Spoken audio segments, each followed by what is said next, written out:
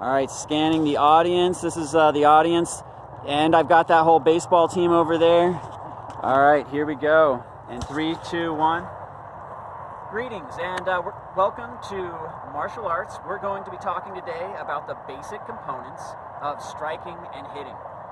One of the main reasons why you should learn how to strike and how to block is so that you can win a confrontation if it should ever come to that. One of the worst feelings in the world is to get punched in the nose. That's happened to me a couple of times, and it was because someone effectively employed a strike and I ineffectively attempted to block. What we're going to deal with today are 3 main punches. Those punches are going to be the jab, the cross, and the hook. We're also going to talk about 3 different types of blocking, which is a parry, a slip and duck, and a block. Well, let's jump right into it. Right off the bat, striking is one of the most fundamental concepts in any martial arts.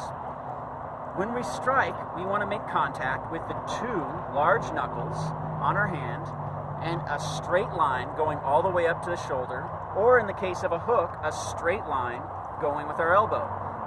Our fighting stance from here is going to look where our shoulders are loose but elevated, and my hands are vertical. I'm not holding them out. When I throw a jab, it's going to be with my front hand. I'm going to shoot it out with minimal movement from the rest of my body.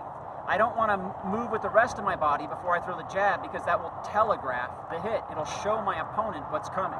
So a jab comes out and comes back, comes out, comes back. It should move in a horizontal line so that I'm not dropping it and exposing myself to a counterattack. This is the elements of a jab. A cross is going to be with my rear arm. Where a jab is with the front, a cross is with the rear. My cross actually starts with my legs pushing off the ground, using that kinetic energy, driving it through my hip moves my torso, and my torso flings my arm out as the last component of a successful cross. So a jab is quick, a cross is powerful. The third is going to be a hook. A hook is a horizontal attack against an opponent.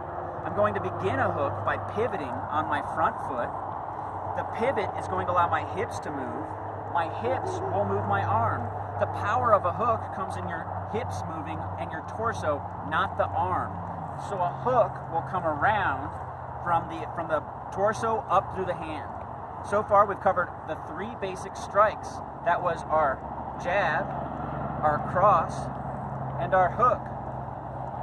The last part of this is going to be, of course, how not to get hit.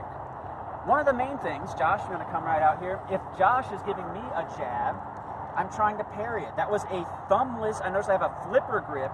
I'm not trying to block his punch. I'm moving it from the outside and cupping and moving it just a little bit. Cupping it and moving it just a little bit. That was a parry.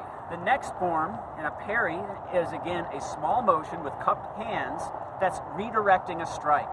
The next one is going to be a block. When Josh gives me a strike this time, I'm going to block. Notice my blocks are not here. I call it combing the hair because my hands are moving up, but really we want our hands tight, our elbows covering our face. So Josh, give me a jab cross. 1, 2, done.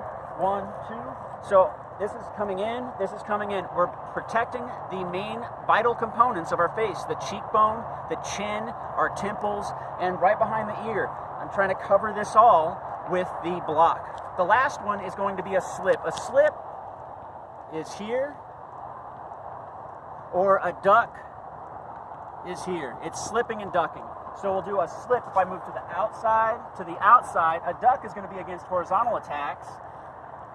So we did our slip and our ducks. If you can effectively strike and you can effectively block, you can come out on top of most confrontations.